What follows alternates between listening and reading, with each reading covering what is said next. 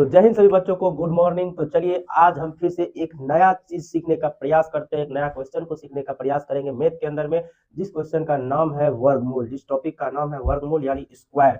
हम किसी भी संख्या का वर्गमूल कैसे निकाल सकते हैं। चलिए सबसे पहले एक हम छोटी सी संख्या लेते हैं, वो भी 3 डिजिट का। मान चलिए हम 324 का वर्गमूल निकालेंगे। तो बच्चों सबसे पहले याद रखिएगा, वर्गमूल निकालने से पहले किसी भी संख्या का स्क्वायर आपको पता रहना चाहिए। स्क्वायर पता रहने से ये फायदा होता है कि आप किसी भी संख्या का वर्गमूल इजीली निकाल सकते हैं, वो आपको याद रहता है, या उस संख्या के करीब वाली संख्या याद रहता है, जिससे कि वर्गमूल को हम पता कर सकते हैं।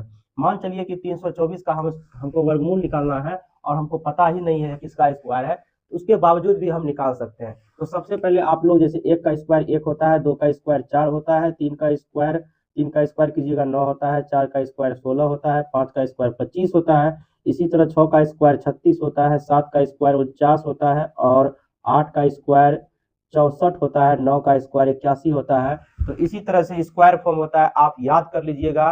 कम से कम आपको 50 प्लस जो है कि स्क्वायर फॉर्म याद रहना चाहिए, ताकि आपको कहीं भी वर्गमूल बनाने में किसी तरह की दिक्कत ना हो। तो चलिए इस वर्गमूल को बनाते हैं। अगर हमको स्क्वायर नहीं भी याद है, उसके बावजूद भी हम चुटकियों में बना सकते हैं वर्गमूल को।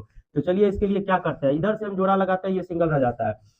देखिए पहले इस संख्या को हम भाग देंगे। ऐसी कौन सी संख्या लेंगे जो कि 2 बार गुना करने पर 3 से कम आ जाए। जैसे हम यहाँ पर 1 लेते हैं, 1 को 2 बार लिखना पड़ेगा। जो भी संख्या जो भी डिजिट लेंगे उसको 2 बार लिखना पड़ेगा, और इन दोनों संख्या का गुणनफल यहाँ पर आएगा। इन दोनों संख्या को गुना करेंगे, 1 गुना 1 करेंगे तो हो जाएगा 1।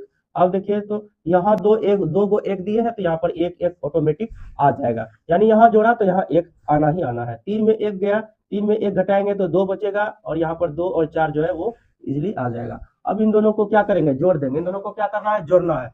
1 कितना हो गया, 2 हो गया। अब देखिए दोस्तों, अब इस जगह ऐसा कोई संख्या खोजना है, यहाँ पर कुछ ऐसा संख्या खोजना है जिसको कि मान चलिए अगर यहाँ पर 2 लेंगे तो यहाँ पर भी हमको 2 लेना पड़ेगा। यानी हम जानते हैं कि 2 डिजिट हमको लेना पड़ता है बारी बारी से 1 1 करके। जैसे 2 यहाँ लिए, 2 यहाँ भी लिए, तो इन दोनों का इनका जो गुणनफल होगा वही यहाँ पर होगा। 2 दूनी 4, 2 दूनी 4 यानी 44 आता है। इसका मतलब ये नहीं होगा। अब देखिए इसके लिए क्या करना पड़ेगा दोस्तों, आपको यहाँ पर कोई ऐसा संख्या सोचना पड़ेगा जो कि वो संख्या इन दोनों का गुणनफल इसके बराबर हो जाए। चलिए देखते हैं, यहाँ पर हम 8 ले लेते हैं और यहाँ भी 8 ले लेते हैं। तो इस संख्या से इन दोनों में गुना करेंगे। यहाँ पर 2 8 लिए हैं तो 1 8 पहले यहाँ लिख देंगे, और इस संख्या से इसमें गुना करेंगे। 8 8 64 की 4 हासिल कितना बचा, 6। 8 दूनी 16, 16 6 22, यानी कि इस संख्या से पूरी यहाँ पर भाग लग गया, और ये माइनस होगा तो घट जाएगा। अब देखिए यहाँ पर 8 8 16 2 1 3। अब इसका वर्गमूल कितना निकल गया, 8।